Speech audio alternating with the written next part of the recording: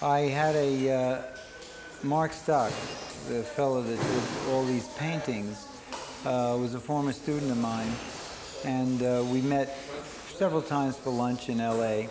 And he told me of a story about some relationship that he had with somebody on the phone that I really thought was interesting and I thought would make a great thriller. And I always wanted to do a movie about painting because I'm a painter and a filmmaker.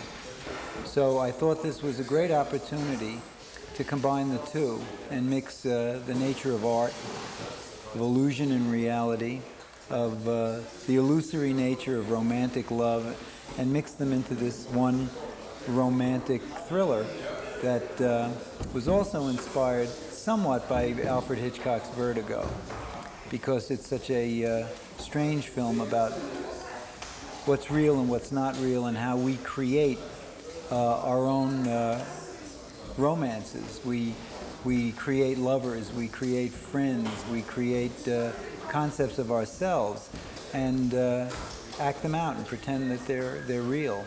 And that's what this is about. It's about fantasy on the most bizarre level, because here's a guy who is in love with somebody that he never met and is only going on visual images, and because he's a painter, he has a visual imagination. And so we see his imagination, we see the paintings, but of course, without giving away the picture, it's halfway through the picture, suddenly everything changes and nothing is what it seems, and it becomes an almost traditional thriller in the old sense of a kind of ordinary person being caught up in something quite extraordinary.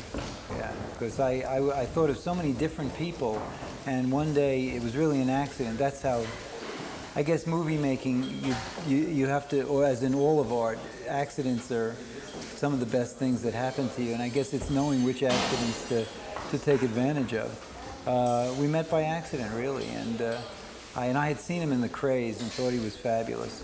And the minute I saw him and talked to him, I knew and found out he was an actor. I said, this is Matthew. I don't really have to, in the sense, to me it makes sense. You know, a good actor, a good performer, a creative performer, an intelligent performer can contribute so much to the film that just, you know, I write a film only as a point of departure. The screenplay is just a starting point. These characters I write whoever plays them has to bring something of themselves to the character, and that's when they really become rich, where not only does the actor become the character, but he makes the character become something of himself, so that they're blended, and that's what's happened here. And I love that kind of collaboration. Just as a painter, I respect my materials. You know, a director or a filmmaker should see actors as precious material that without which there's no movie. Otherwise, you know, you hand out the script at the door, let everyone go into the theater and read it page by page. Matthew and Buddy, Buddy is the voice of reason. He's savvy, he's streetwise, but he also is very pragmatic. So he sees the real world, and when Matthew comes in and tells him about this incredible relationship he's having over the phone that he thinks is real, he really thinks there's something that he can base his life on. Buddy is like the audience. Buddy is really the voice of the audience, the eyes of the audience, and he's saying, "What, are you kidding? You know, this is something weird. Either this woman is crazy or dangerous." But Matthew has created her from her voice in his mind and on canvas to the point where he wants to believe, as all of us do at different times in our lives, that people are either better or more important than they really are.